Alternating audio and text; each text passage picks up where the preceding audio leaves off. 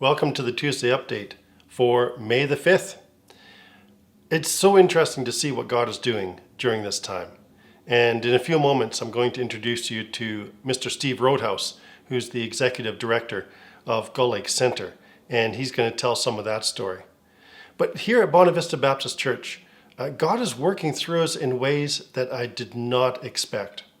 We continue to pursue the mission that God has called us to. We continue to engage in ministry whenever we have an opportunity. We continue to develop our habits of worship and prayer and study and giving. We're continuing to build community as people find creative ways to connect. We're continuing to help those in need, and especially by supporting our mission partners. The elders continue to meet. We're meeting actually tonight, so you can pray for them as they make decisions and map out a strategic plan. We continue to support parents and families and our youth. And so all these things are continuing, and it's great to see God right in the midst of that doing amazing and wonderful things. Well, there are a number of ways that you can participate in the action, that you can get involved in this life that is happening still, even while our doors of our building are closed. Here's a couple of things that you can connect with. We're doing a food bank drive on May the 14th between 1 and 4 p.m. It's kind of a drive-by drop-off. So if you have non-perishable items that you want to donate to the food bank, bring them by the church May 14th between 1 and 4 p.m. We'll make sure they get to the people that need them most. Also, don't forget our Bible study and prayer every Wednesday night. You just have to make sure you sign up if you've never signed up before, so I can send you the link. This Wednesday, we're looking at Psalm 79, so be sure to sign up for that. We had some parents connect with us last week, and it was a fantastic time. We're going to do the Parent Connect again, and you can sign up for that on our website. It's going to be on Tuesday, May the 19th at 7 p.m. And then don't forget to promote the phone line. We want to make sure that our seniors and those without internet connection can still connect with us in meaningful ways. They can listen to the sermon and the service and these updates. So share that number around, and we make sure that those people stay connected as well. Well, this Sunday we're planning to do something unique. This would be the normal Sunday that we would do communion together at the church. So we want to do a communion online, at least through our YouTube channel. So if you want to be prepared for that, instructions will be coming later on in the week, so just watch for those. And we are excited to do communion together this coming Sunday. Well, let's sit down with Steve Roadhouse and hear what's happening at Gull Lake. And this is about a 12-minute interview, so sit back, relax, grab a coffee, and remember to continue to pray for Bonavista Baptist and all of our ministry partners. Thanks for checking in today. Today I am sitting down with Mr. Steve Roadhouse, who is the Executive Director of Gull Lake Center. And Gull Lake is one of our key partners in ministry. We have youth going up there for leadership training and development. We have kids that go to winter camp, kids that go to summer camp. We've had people involved in the board. Bonavista Baptist has had a strong connection for many years with Gull Lake Camp, Gull Lake Center. And so it is my great privilege to sit down with Steve today. Steve, how are you doing? I'm doing well. I mean, that's a more interesting question these times than usual. So in a lot of ways, I'm doing great. Right now, the sun is shining super bright here at camp. Yesterday it was pretty rainy and snowy, so that's great. It's also kind of these really weird, crazy, stressful times, but we're getting through just fine, and we're going to come out hopefully stronger on the other side. It's great. It's an ever-changing situation, it seems. And government announces something and camps go, wait, what? What are we doing now? What are some of the measures that you've taken to date, and what are some of the plans moving forward? Yeah, so I've made, a few significant decisions, and it's been uncanny that every time I make a decision with the information I have, sometimes within 12 hours or 24 hours or a couple days, new information comes out that causes me to, reverse my decision. So, right off the bat in mid-March, as soon as this kind of hit the fan, we lost all of our rental revenue basically within a 48-hour span. We went from a Wednesday where our calendar was full to a Friday where everything was gone. And that made us realize that, we had no revenue coming in for quite a while. So we made the difficult, but given the circumstances, obvious decision to lay off all the staff. So we started kind of procedures for that. So I was supposed to be laid off on May 13th. But then, the federal government did the 75% wage subsidy, which is fantastic. And we qualified for that. So we were able to hire everybody back. So now we, the full staff team, we have jobs till June 6th, which is great. So then a couple of Thursdays ago, Dr. Hinshaw made an announcement that, all groups should, kind of cancel events of more than 15 people throughout the summer.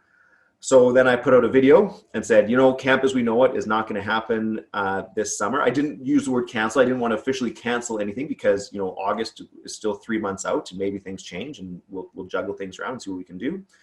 But, then a couple days later, the government unveils its reopening plan, and summer camps, specifically worded summer camps, is on stage 2 of their reopening. But then through the weekend, somehow it moved into stage 1. So now summer camps are actually part of the stage 1 reopening. So I'm like, oh, well, maybe we can do something. But then last night, I was on a call with a whole bunch of people, but it had, all the ministers, the Prime Minister and Dr. Hinshaw and everybody there. And it confirmed kind of what I expected, was that summer camp meant summer day camps. So summer day camps are allowed to open, kind of kid programming. But it looks like, residential or sleepaway camps is still a long ways away. So we're kind of just, we're not floating. We are intentionally kind of leaning into what we can do and looking at what our vision is and what our mission is and figuring out how we can make the best of this. So we, have applied for a lot of Canada Summer Jobs grants, and we kind of resubmitted that yesterday to say, yep, we can still do that. So we're looking at ways that, maybe we can hire, a bunch of college students, and instead of having them come and live at camp, maybe they can kind of work on camp projects from home, improving some of the curriculum or improving some of the Bible study pieces that we have. And then if by some chance we are able to open up in a meaningful way come, late July or August, then we've got a handful of people ready to go, at a moment's notice. Smart. Yeah. It's that innovation and being ready to pivot and that ability to adapt. You suddenly learn those are the values that you have to have as a leader and as an institution, right? Well, and the great thing is that's what camp is. We never, ever, ever only have one plan. We always have backup plans plus rainy day plans plus, plan C, D, E, and F.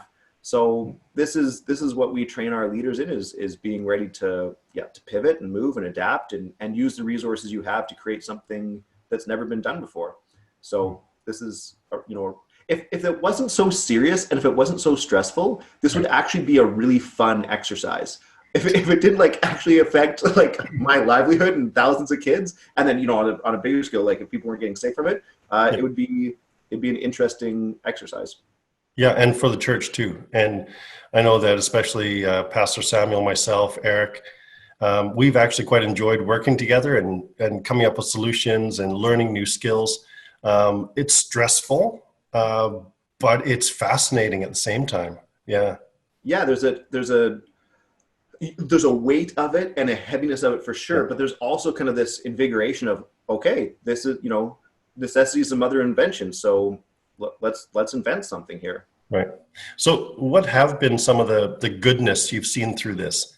We focus a lot on, obviously it's a very serious situation, but some of the goodness that's come through, some of the beauty you've seen in the midst of all of it. Yeah. So, so a crazy thing is when this first started, and we realized, oh, this is going to last for a while and kids aren't in school and, oh man, that everything's getting shut down. We realized that, we do stuff with kids. Let's launch something right now to be a blessing. So we launched online camps. We were running 2 different camps, each lasting 4 weeks, and they wrap up this week. And they've gone ridiculously well. They surprisingly well. I went in with low expectations on what online camp could be, and Rebecca, our program manager, did a brilliant job. I really was expecting us to do kind of, canned stuff. We would film it, put it on YouTube, and people could use it, whatever. And she really wanted to change that and say, no, let's focus on cabin time. That's what makes camp special, is that relationship. So let's focus on cabin time, which I thought was a terrible idea because I didn't know how that could work with technology, but she figured it out, and you can break off in Zoom and kind of do all these things. So we've really focused on having kind of a fun, silly experience at the beginning, a speaker, and some time of worship, usually more silly worship because it's kids and it's online. And then they go and they have a lengthy time with a cabin leader. It's a group of 4 or 5 kids and one leader.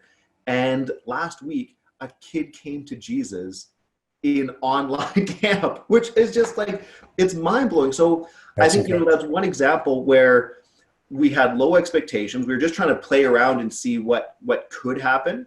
And in the midst of that, God does what God does and shows up. And it's this amazing thing. So. Yeah. I know some of our kids at Bonavista have participated in those, and they were so excited. They loved it. Yeah, just a great idea. Yeah, my kids go to it, so I can have my screen set up so I can kind of be admin and checking in on things. And then I'm seeing them, and they're dancing and singing and goofing around and dressing up as ninjas, and it's been a blast. That's awesome. Well, as we wrap this up, how can we pray for you, for the camp, and also how can we continue to financially support the ministry of Gull Lake Center? Yeah, thank you. So, Bonavista has been such a key church for us in a lot of ways. And, one thing that really weighs heavy on my heart right now is the LTD program. We had over 40 quality LTD applications come in this year, which is crazy. Normally we try and cap it at 25. To have 40 we were actually going to accept them all and go into 2 level 1 cohorts, and we're still looking at that. We actually have accepted them, but I'm lamenting that as best as we can tell today, we're not going to be able to run LTD week as we know it. So and that's really hard for the level 1s because it's such a key time for them to come and get to know each other, and it kind of launches. But I'm also really sad for all the level 3s that don't get kind of their year where they're the top dogs and they get to set the tone and be the culture creators. And level 3 is often where you come, you spend a lot of time at camp, you do a lot of practicums and have a really good experience. So I'm really lamenting that. So I think prayers that maybe there is a way that we can run LTD camp, so I'm really holding out hope that by the end of August, maybe we can run 2 weeks of camp, and we'd run 1 week that's just for the level 1s and then 1 week that's for the level 2s and 3s combined. So I'm really hoping for that, so we can pray for that together. Financially, we're hurting, obviously, like just about every organization except for toilet paper manufacturers. But we're basically looking at going into shutdown and laying off staff and really reducing our expenses. So I guess please continue giving, but I haven't made an ask yet because I don't know what we need yet. At some point this year, I will have a clearer picture of what we need, and then I'll make a really clear and specific ask. So maybe just, pay attention to that and see. And my commitment is not to ask for more than we need, because I know that there's a lot of people hurting right now and a lot of nonprofits that are hurting. I would imagine even, within your church, finances are probably a worry. So I definitely I'm a bit hesitant to make an ask there.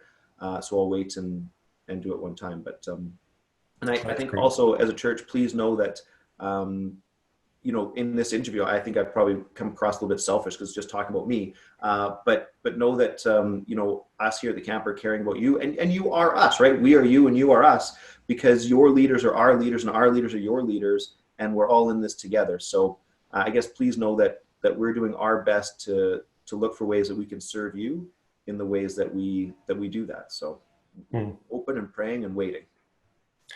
Yeah, that's awesome. We were hoping to have you come to the church for a visit this month. Yeah. And so I just really appreciate you taking the time this morning to sit down. And I think it's going to be an encouraging moment for people in our congregation and the wider audience that's now watching our YouTube channel, maybe to go and check out Gull Lake Center, and you can check them out on the website, and they've got a Facebook page that's very active in lots of different ways.